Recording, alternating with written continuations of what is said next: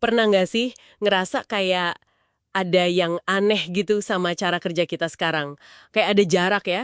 Stresnya juga nambah, padahal kan katanya teknologi makin bikin deket. Kita seringnya fokus ke angka, ke target, lupa sama sisi manusianya. Nah, hari ini nih, kita mau coba bedah beberapa ide penting dari buku Leaders Eat Last.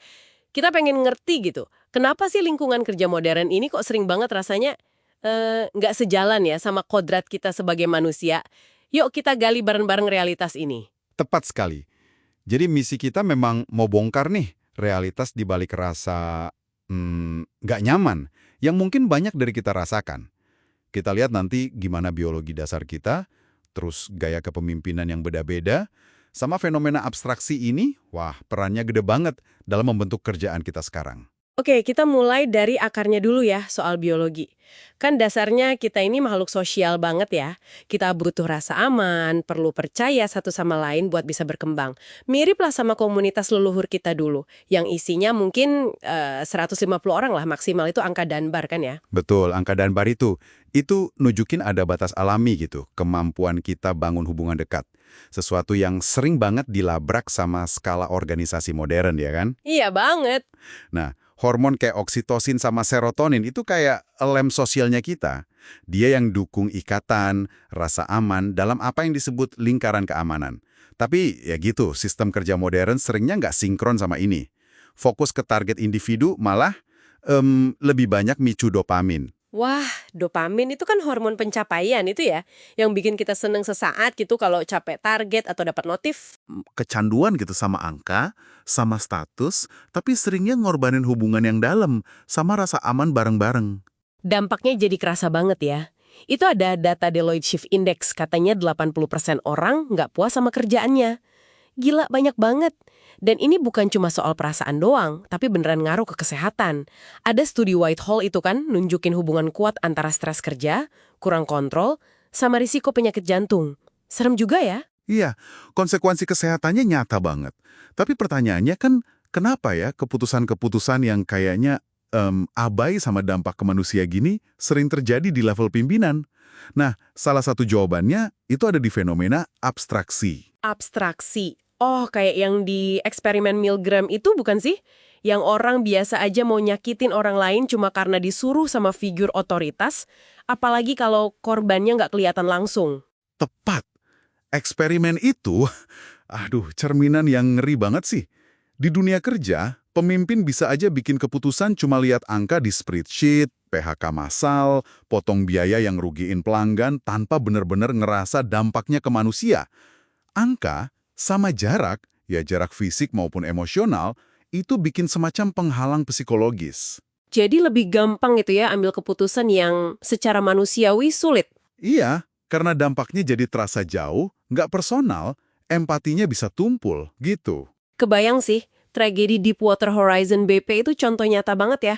Peringatan soal keselamatan, suara orang di lapangan, diabaikan aja demi target anggaran, jadwal, yang abstrak yang dibikin dari jauh. Akibatnya fatal banget. Atau coba deh bandingin reaksi kita.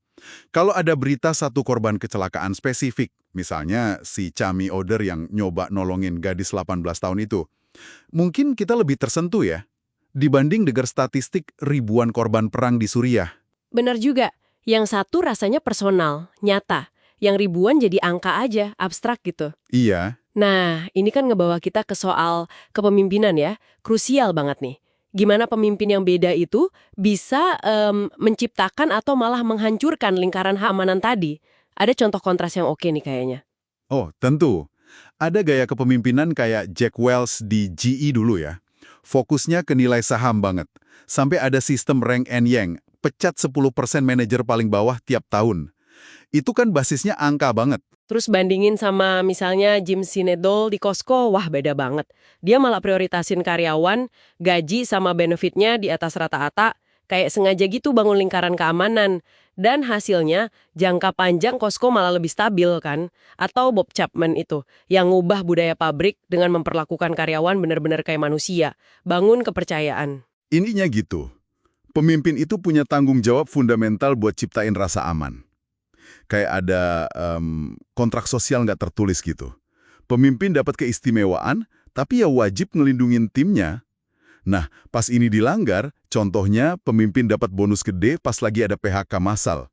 Kita kan jadi marah ya secara naluriah. Rasa keadilan kita kayak terusik gitu. Jadi integritas itu kunci banget ya.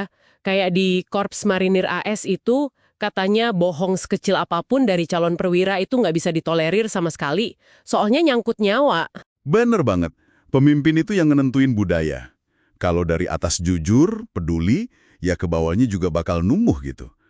Sebaliknya, kalau fokusnya cuma kepentingan pribadi, ya udah, jadinya budaya saling sikut. Jadi ya apa artinya semua realitas ini buat Anda di tempat kerja masing-masing? Kita ini kan makhluk biologis ya, yang butuh banget koneksi, butuh rasa aman. Tapi dunia kerja modern, lewat abstraksi, lewat fokus ke angka melulu, seringnya malah ngejauhin kita dari kebutuhan dasar itu. Kesadaran ini penting banget sih, sebagai langkah awal. Kita semua, mungkin ya, tanpa sengaja, udah ikut ngebangun sistem yang kadang-kadang malah lawan sifat dasar kita sendiri. Ini bukan soal nyalain siapa-siapa ya, tapi lebih ke memahami dampaknya ke kita semua, ke tingkat stres kita, kebahagiaan, bahkan kinerja kita sebagai manusia. Coba deh, luangkan waktu bentar buat ngerenungin lingkungan kerja Anda sekarang. Di mana ya kira-kira Anda ngelihat abstraksi? Entah itu lewat angka, jarak fisik, atau mungkin komunikasi digital yang bikin ada jarak. Dan yang lebih penting lagi nih, apa ya satu langkah kecil aja yang bisa Anda lakuin besok buat coba jembatanin jarak itu. Mungkin buat diri sendiri, atau buat orang lain di sekitar Anda. Nah, coba dipikirin ya.